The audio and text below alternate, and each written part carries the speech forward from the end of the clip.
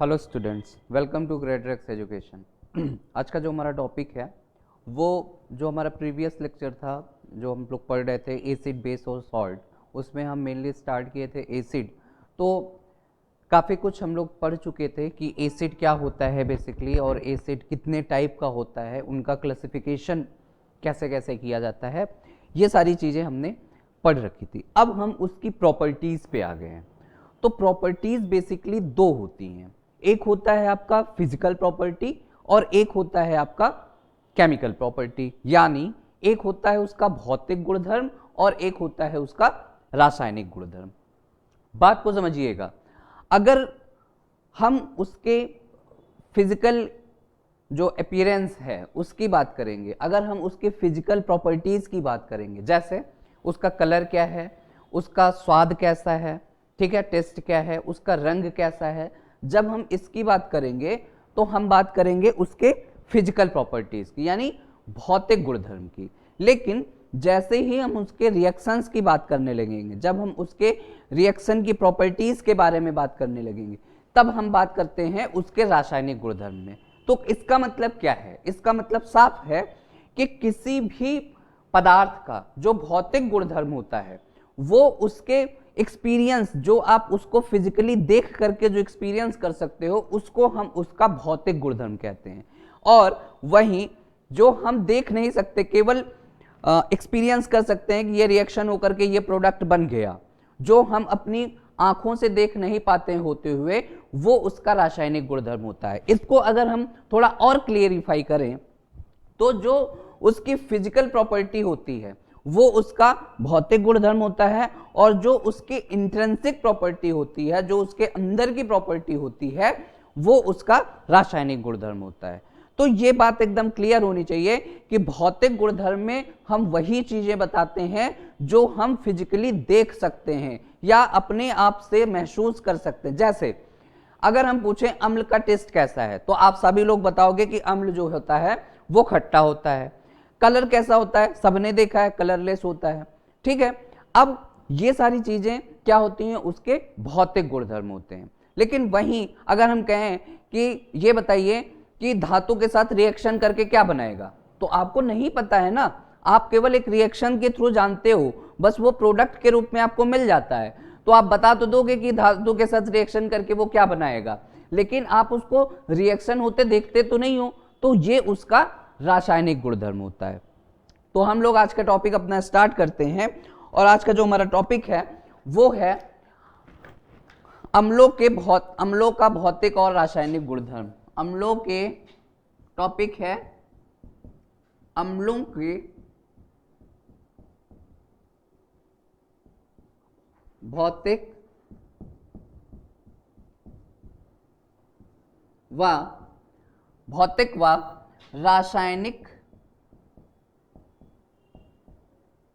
रासायनिक गुणधर्म।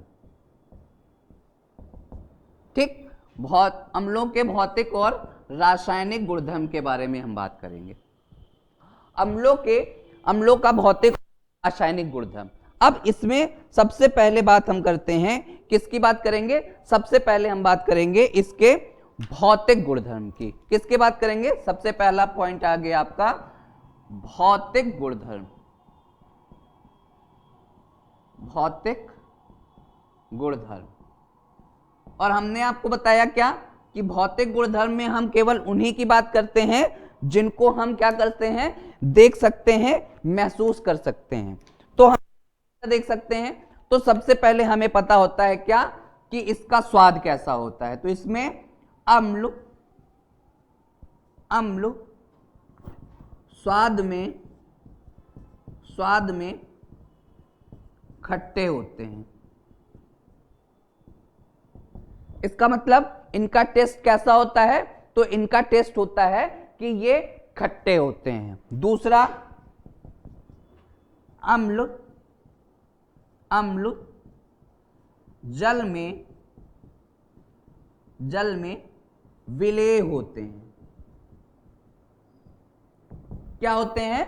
अम्ल जो है वो जल में क्या होते हैं बेटा? विलेय होते हैं।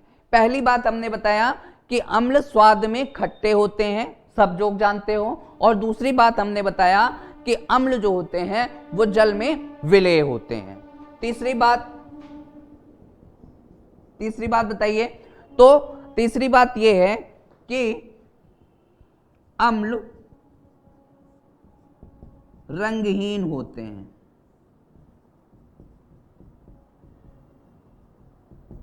मतलब अम्ल रंगहीन होने का मतलब क्या है, इनका कोई कलर नहीं होता है। जो पानी का कलर है, जो वाटर का कलर है, वाटर भी क्या है, रंगहीन, गंधहीन है। वैसे ही अम्ल हमारा क्या होता है, ये रंगहीन होते हैं। अगला जो सबसे इंपॉर्टेंट है, चौथा नंबर, ये लाल लिटमस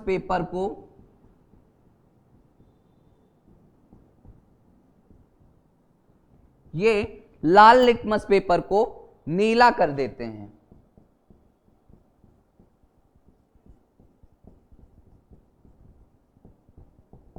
ये लाल लिटमस पेपर को नीला कर देते हैं।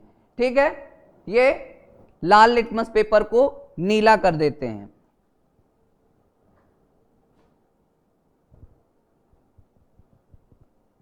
लाल लिटमस पेपर को नीला नहीं करते हैं, ये नीले लिटमस पेपर को लाल कर देते हैं। ठीक, तो क्या है तीसरा गुणधर्म, चौथा गुणधर्म जो है क्या है कि ये नीले लिटमस पेपर को लाल कर देते हैं।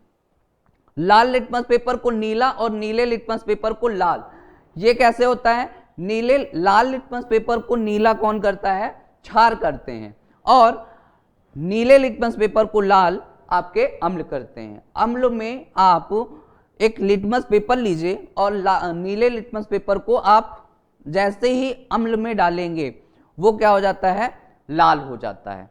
ठीक है, तो ये क्या करते हैं, नीले लिटमस पेपर को लाल कर देते हैं। और पांचवा, इनमें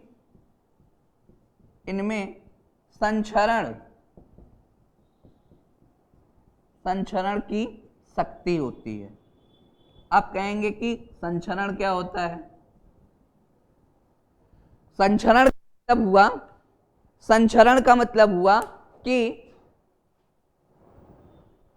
ये जिस भी चीज में, जैसे अगर कपड़ों में एसिड का प्रयोग करेंगे तो क्या होंगे, कपड़े जो होते हैं वो आपके गलने लगते हैं, या उनके क्वालिटीज में डिफरेंस आ जाता है, या उनकी क्वालिटी गिरने लगती है। तो वो क्या होता है, संचरण करने का मतलब धीरे धीरे उनका क्षय करना। अब आप समझिए इसके भौतिक गुणधर्म। हमने बताया कि अम्ल स्वाद में खट्टे होते हैं, तो ठीक है, पहला चीज हो गया कि ये स्वाद में खट्टे हैं। दूसरा हमने बताया अम्ल जल में विलेय होते हैं, तो अम्ल जल में पूर्णतया विलेय हो जाते हैं। तीसरा, अम्ल रंगहीन होते हैं। रंगहीन होने का मतलब क्या है कि इनमें कोई कलर नहीं होता। चौथा, जो कि सबसे ज्यादा इंपॉर्टेंट है और सबसे ज्यादा पूछा जाता है, वो है कि ये का मतलब अम्ल। कौन, अम्ल क्या करते हैं, नीले लिटमस पेपर को बेटा लाल कर देते हैं। नीले लिटमस पेपर को लाल करते हैं, लाल को नीला नहीं करते हैं। यही कंफ्यूजन होती है कि लाल को नीला कौन करता है, लाल को नीला क्षार करेगा, और अम्ल नीले लिटमस पेपर को लाल कर देते हैं। किसको कर देते हैं, नीले लिटमस पेपर को लाल कर देते हैं। कौन, अम्ल जो है वो नीले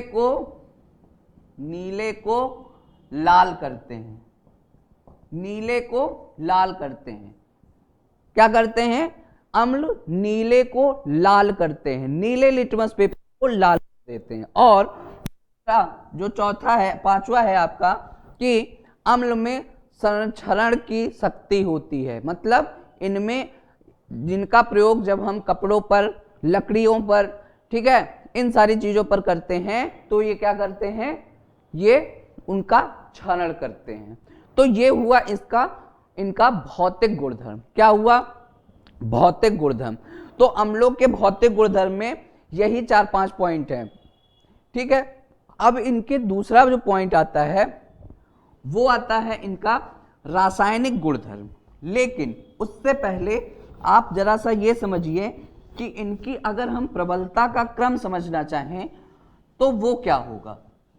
तो प्रबलता का क्रम, देखिए रासायनिक गुणधर्म समझने से पहले हमको यह समझना पड़ेगा कि प्रबलता का क्रम क्या है। प्रबलता का क्रम मतलब बी पॉइंट है अम्लों के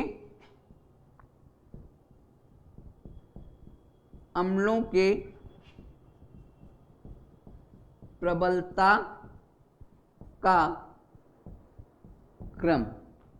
अम्लों की प्रबलता का क्रम जरा सा समझिएगा। प्रबलता का क्रम हम क्यों पढ़ा रहे हैं? क्योंकि आपको पता है कि हमने वो अम्ल के क्लासिफिकेशन में पढ़ाया था कि अम्ल दो प्रकार के होते हैं, एक होता है प्रबल अम्ल और एक होता है दुर्बल अम्ल। बताया था कि नहीं बताया था? यह बताया था कि प्रबल अम्ल किसको कहेंगे? जिसमें H+ की मात्रा ज्यादा होगी। H+ की पावर अगर ज्यादा है तो वो प्रबल अम्ल है, और H+ की पावर अगर कम है तो वो क्या है? दुर्बल अम्ल है। बात को समझिए, प्रबलता जितनी ज्यादा होगी उतना ही रिएक्टिव होगा। इसका मतलब प्रबल अम्ल ज्यादा रिएक्टिव होते हैं और दुर्बल अम्ल उससे कम रिएक्टिव होते हैं। रिएक्टिव होने का मतलब क्रियाशीलता से है, यानी वो कितनी तेजी से या कितने धीरे अभिक्रिया कर सकते हैं। ठीक बात है ना? अब समझिए कि हम क्या बताना चाह रहे हैं आपको। इसमें आपके पास HCl है, ठीक है, H2SO4 है, HNO3 है, समझते चलिएगा। HCl है, H2SO4 है, HNO3 है, CH3COOH है, ठीक है, CH3COOH है, H2CO3 है, H2CO3 है और HCN है। ये आपके चार प्रकार, 1 2 3 4 5 6 अम्ल आपको दे रखे हैं। जरा सा नाम समझ लीजिए। ये है आपका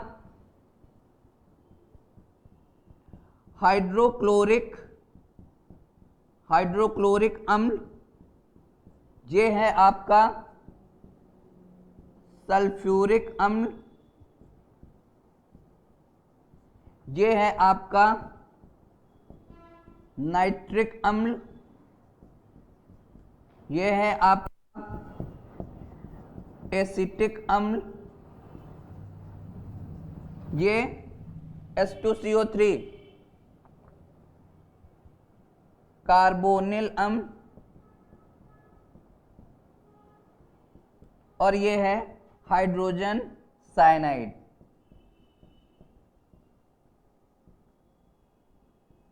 ये आपको दे रखा है। क्या क्या दे रखा है? हाइड्रोजन क्लोराइड, सल्फ्यूरिक अम्ल, नाइट्रिक अम्ल, एसिटिक अम्ल, कार्बोनिल अम्ल और हाइड्रोजन साइनाइड। आपसे पूछ रहा है कि इनकी प्रबलता का क्रम क्या होगा। प्रबलता का क्रम अगर आपको बनाना है तो आपको यह समझना पड़ेगा कि जिसमें H+ की पावर ज्यादा है, H+ कौन? H+ प्रोटॉन, H+ कौन? Hydrogen ion. हाइड्रोजन आयन कैसे बनता है? तो जब ये जल में घुलते हैं तो हाइड्रोनियम आयन बनाते हैं या हाइड्रोजन आयन बनाते हैं। जब ये जल के साथ रिएक्शन करते हैं तो ये हाइड्रोजन यानी प्रोटॉन रिलीज करते हैं। आर्हेनियस का सिद्धांत है, और यही प्रोटॉन उनकी प्रबलता का मानक होता है। प्रबलता इनकी H+ से ही डिसाइड होगी। H+ जितना ज्यादा प्रभावी होगा, अम्ल उतना ही अधिक प्रभावी होगा। आ जाइए जरा क्रम की बात कर लीजिए। तो सबसे ज्यादा हम जो क्रम बनाएंगे वो क्या होगा? ये होगा, ये होगा, या इसको आप ऐसे कंफ्यूजन हो जाएगी, आप इसको ऐसे लिख लीजिए।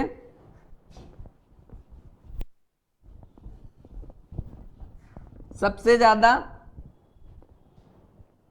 HCl, फिर HNO3, फिर H2SO4, फिर CH3COOH, फिर H2CO3, फिर HCN।